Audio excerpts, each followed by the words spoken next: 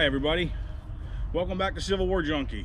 I know it's been a little bit of some time between the last video and now, but a lot of that had to do with the weather, and the weekends just weren't the greatest to get out and put anything together to give to you guys. But I have something for you I want to do today, kind of like I did with the Springfield. Go over some of the historical facts of it, and then we're going to take it down to the range and we're going to go shoot some for you. My wife was very kind of her, and I want to give a big shout out to her, my wife Autumn, for picking this up for me last week. It was something that I've been wanting to get for a little while, and she made it happen, so she made this video happen as well. And what I have for you guys is I have a pattern 1853 Enfield rifle. This rifle was manufactured in England in the Royal Small Arms Factory, RASF, and that is in London, England, in the borough of Enfield, hence the name Enfield. At the time, these were started manufactured in 1853, and they went through to 1867, just after the Civil War. They were used in a multitude of wars, but the American Civil War is what I primarily do, so that's what we're talking about. They were primarily used on the Confederate side, but they did see action on both sides of the war.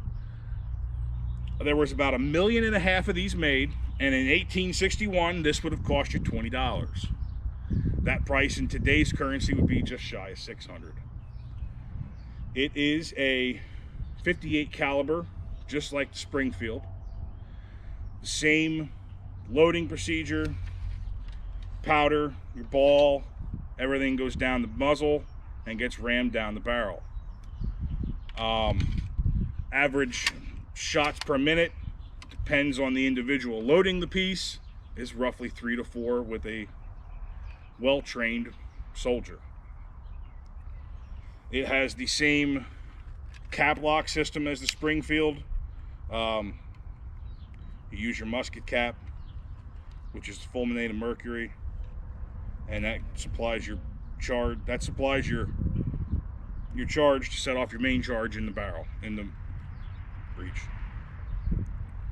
The sights here on the top are graduated, if you can see that. And then you can also flip the sights up and set this to shoot even farther.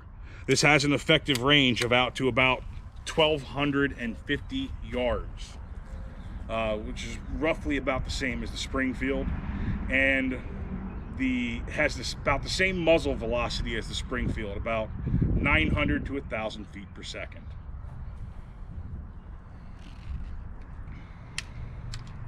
So what we're going to do is I'm going to wrap this up here.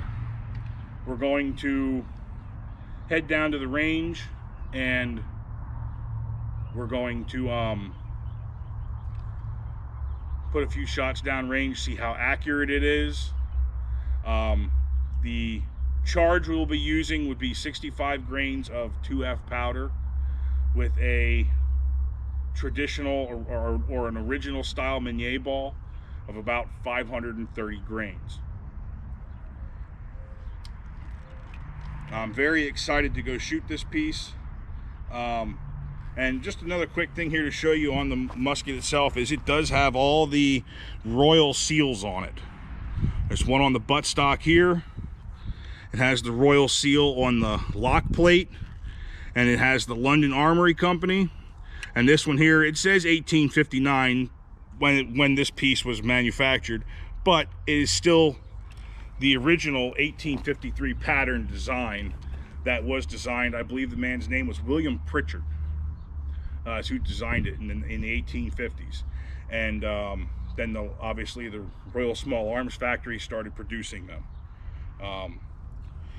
Couple different things here you'll notice that are different from the Springfield and the Enfield is that the barrel itself, the barrel bands are all blued, whereas the Springfield is just machined metal, The ramrod itself is also all blued versus the Springfield, which is machine metal. It also looks a little different on the top.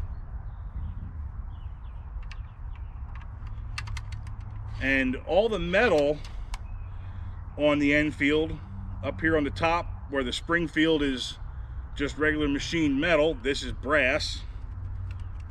The trigger guard, brass, and the butt plate is also brass.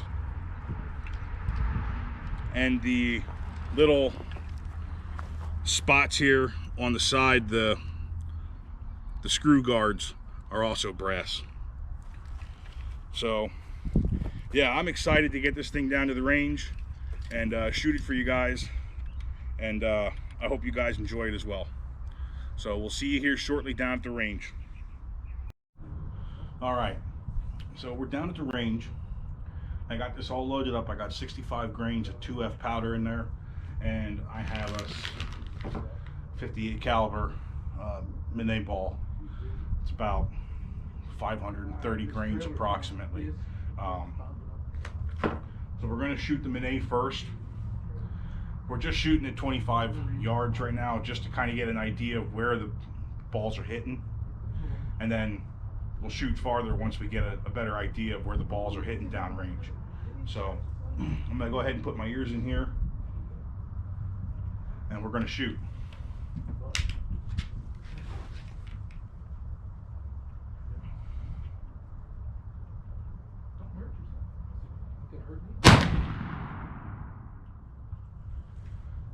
Alrighty, so we're going to go down range here quick, and I'm going to get it cleaned up and get it loaded again, and then we'll be back here in a second to do another shot.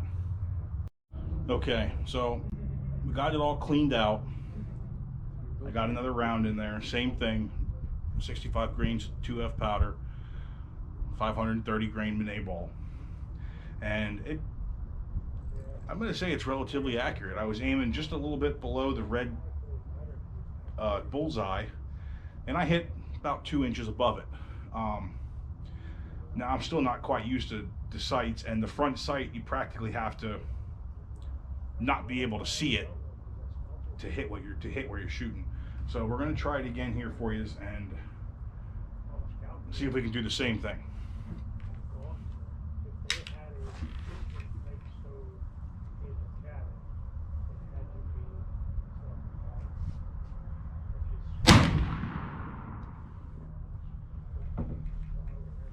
All right, so we're going to take another quick walk down there and see what it looks like. And once I'm all done shooting, I'll bring the target back. We'll get a video of the target and show you the shots in order. Okay? Okay, so this time I got it loaded up with 65 grains of black powder, and we're going to be shooting a 58 caliber round ball. This is the patching ball. So here we go.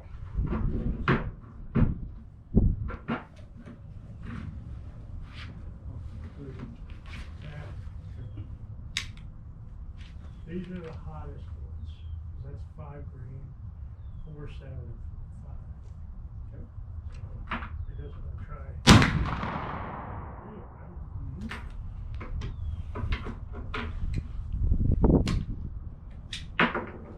That's what I do. All right, so we're gonna go down, check out the target, and then we'll be back here in just a few minutes.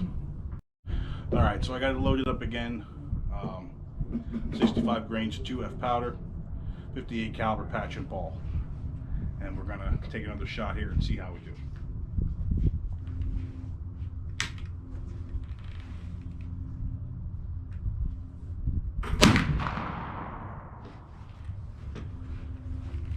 All right, so we're gonna go down range and check the target.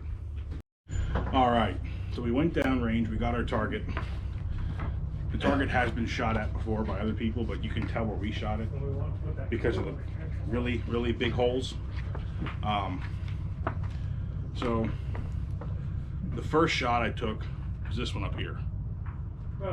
And I don't think I had the sights lined up properly. It was the first time shooting it. So, but as I got better with things. We had a few up here, and we slowly worked our way down. We were kind of aiming down around in here to hit here, and I was aiming right about center to hit here. Fired 6, we did 3 more. So, but I want to take this time to thank you guys for watching the video. I hope you enjoyed it, What are you shooting and now? we'll be back again next time with Civil War Junkie. We'll try to figure out something fun to do. So thank you guys. Have a great day. Out of the factory.